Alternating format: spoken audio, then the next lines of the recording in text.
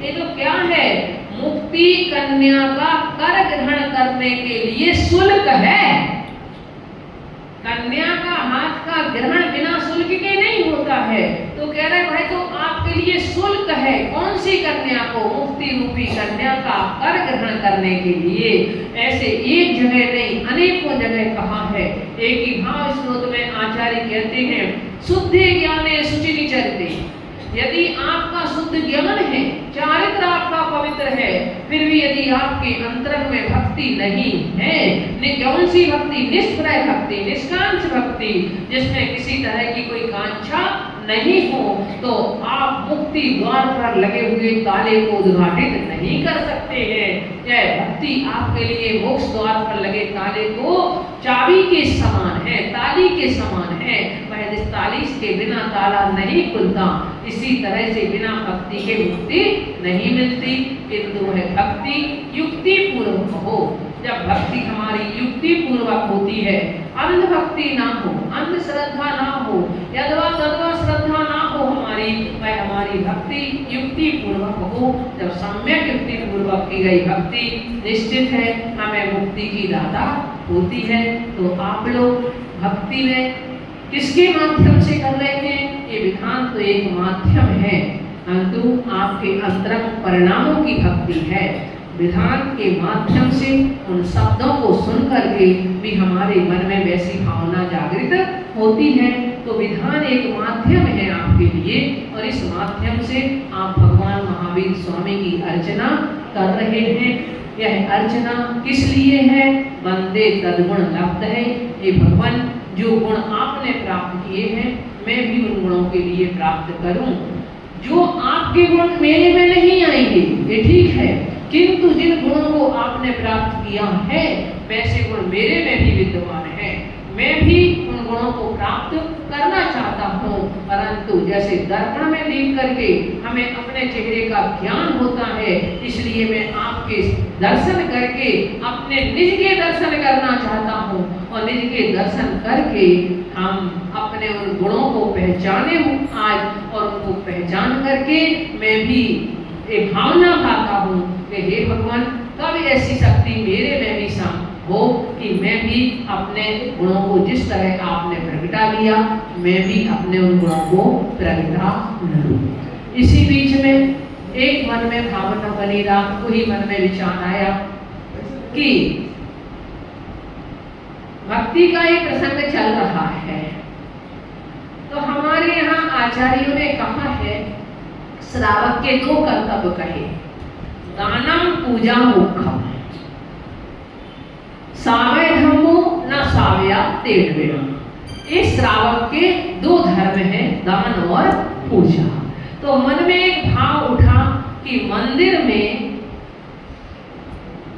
ये विधान कि एक ऐसी कोई कृति बने कि ताकि, क्योंकि विश्व में प्रथम बार आपके लिए इसको करने का मौका मिला, आपके यहाँ से प्रकाशन हुआ, आपके यहाँ इसका विमोचन हुआ और आपके यहाँ इसका विधान हुआ। तो कोई ऐसी चीज रहे जिसकी स्मृति हमेशा बनी रहे, पीढ़ी दर पीढ़ी तक बनी रहे।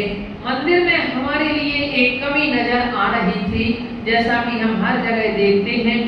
हर जगह जिनालयों में आज चंदोवे बड़े सुंदर से सुंदर लगाए हुए हैं। सभी ने रजत के चंदोवे बना करके सबने अपने मंदिरों में लगाए हुए हैं।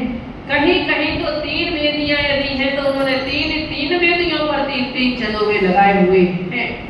तो मेरे मन में विचार आया कि हमारा मॉडल टाउन का मंदिर क्यों इससे खाली रहे, यहाँ क्यों नहीं रहे, यहाँ क्यों हम अभी पुराने लीग पर चलते रहे कि हम अकेला कपड़े का चंदोवा एक हम बांधे हुए हैं।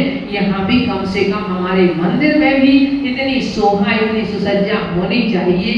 जरा सी बात की और लोगों के मन में उसकी भावना जागृत हो गई। अनेकों लोगों ने अपने अपने नाम भी उसमें दे दिए। एक जन तो बोले माता जी गुप्त दान में 5 किलो चांदी मेरी तरफ से है, 2 किलो आपके यज्ञनायक जी की तरफ से है, 2 किलो आपके सौधर्मेंद्र की, 1 किलो आपके सौधर्मेंद्र की तरफ से है, अभी 2 किलो चांदी आपके जम्बू जी की तरफ से है और नाम 2 किलो शायद चंद्रसेन जी की तरफ से है। इस तरह से इतना तो हो गया। अब हम ये चाहते हैं चाहे किसी के यहाँ से एक चांदी का छल्ला भी मिले, परंतु प्रत्येक परिवार का योगदान उसमें लगना चाहिए, प्रत्येक परिवार का, ताकि आप जब भी मंदिर में दर्शन करने के लिए आए तो आपके मन में ये लगे कि ये चंदोआ हमने बनवाया है, ये चंदोआ हमने चढ़ाया है, ऐसे आपके मन में भावना जगे। थोड़ी सी कमी जो रह गई है, इतने सारे श्रावक हैं, कमी कहीं जब 4-5 लोगों में आपका इतना काम हो गया तो 50 लोगों में 55 लोगों में क्या और इतना काम नहीं हो पाएगा।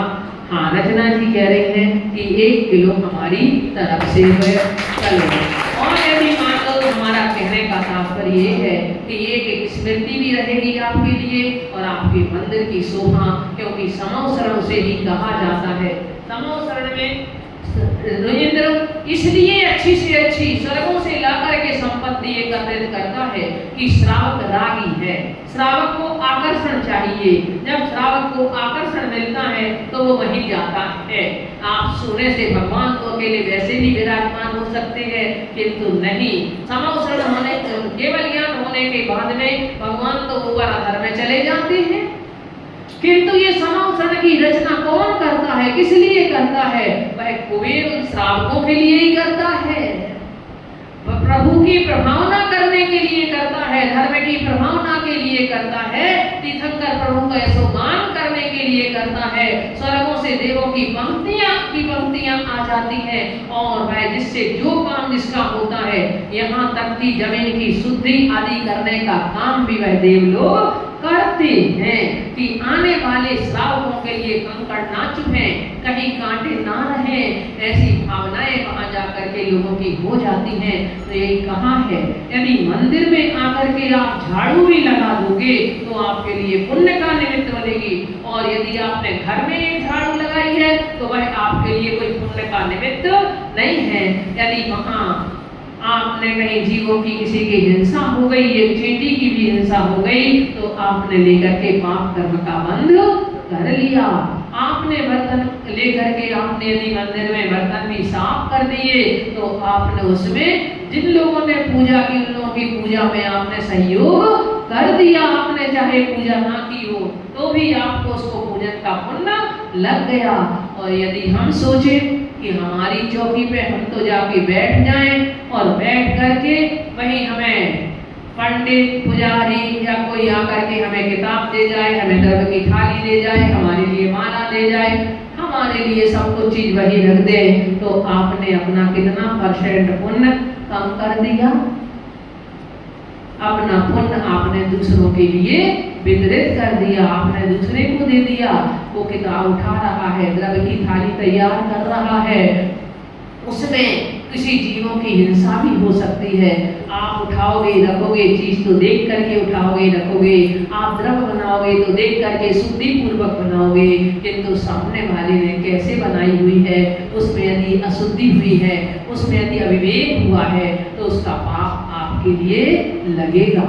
यद्यपि गुणों के प्रति अनुराग की बात है भक्ति, किंतु ये उसके आयाम हैं, ये बाहर की उसकी क्रियाएं हैं। और इन बाहर की क्रियाएं भी यदि हमें पवित्र होंगी, क्योंकि 10 प्रकार की शुद्धि आई हुई है, अगर वह 10 प्रकार की शुद्धि पूर्वक काम ये होता है तो वह हमारा काम बहुत अच्छी तरह से संपन्न, हमें अंतरंग और बाहर दोनों से पुण्य कर्म का आश्रय होता है। तो मेरा आज यही कहना है, जिन लोगों ने अपने भाव बना लिए हैं उन लोगों के लिए बहुत बहुत आशीर्वाद है, और जिन लोगों ने अभी नहीं बनाए हैं वो लोग अपने भाव बना करके अपने मंदिर में, अपने जिनालय में वह भगवान की अच्छे से अच्छा वह समूह को इतना आप सुसज्जित कर लें, इतना सुसज्जित अपने समूह के लिए कर लें कि वह लोगों को जो नहीं आते हैं उनके भी यहाँ देख करके भाव अपने आप में हो जाए, वह भी प्रभु की भक्ति यहाँ आकर के करें। हाँ, तो इसके साथ साथ एक और बात हमारे मन में है, ये बात तो हुई, ये आप लोगों का काम है, अब आप लोगों को मैंने सौंप दिया है आगे का काम जितना है। अब है 10 लक्षण पर्व आ रहे हैं, तो 10 लक्षण पर्व में देखो आप सोचें कि हम वैसा साधना शिविर लगा लें तो आप नहीं लगा पाओगे कि लोग वहीं आकर के रहें, उनके भोजन की व्यवस्था वहीं हो, सुबह से शाम तक आप यहीं रहें, शाम से सुबह तक 24 घंटे आपकी व्यवस्था यहीं हो, तो इसमें थोड़ा सा सभी लोगों के लिए अनुकूलता नहीं है। तो मेरे मन में आया कि हम सबको जो है, जिन लोगों ने रात्रि का भोजन भी नहीं छोड़ पाते हैं, बाजार का खाना भी नहीं छोड़ पाते हैं, तो एक कैटेगरी उनकी हो जो कम से कम बाजार का खाना 10 दिन के लिए छोड़ें, रात्रि का भोजन छोड़ें, कंदमूल आदि का परहेज करें 10 दिन के लिए, एक कैटेगरी उनकी हो।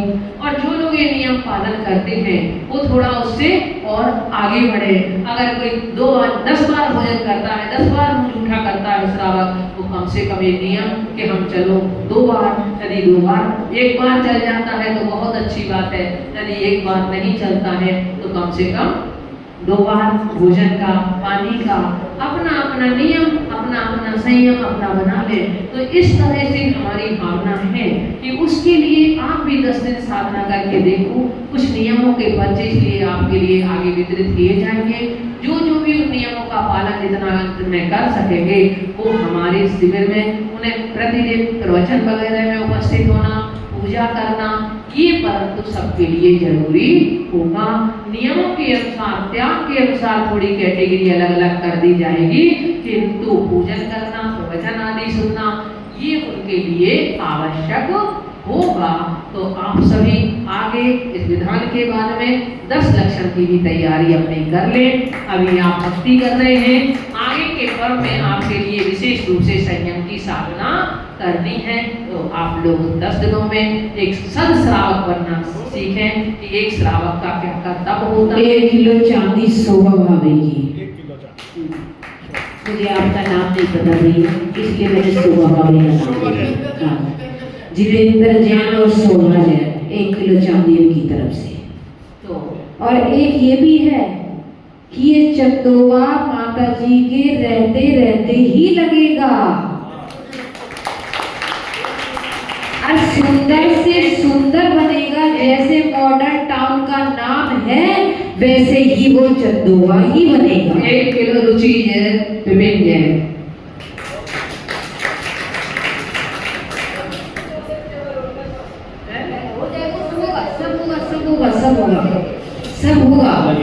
सब होगा, ऐसा नहीं बनेगा, वो सब लगेंगे, चांदी के सब चौर वगैरह सब लगेंगे, इसमें 64 चम्मच लगेंगे, बीच में छत्र लगेंगे। हाँ, बहुत सुंदर बनेगा। और किसी को करना है जल्दी से? ओम नमः सिद्धिभ्यां। चलिए अपने भाव कल घोषणा बाकी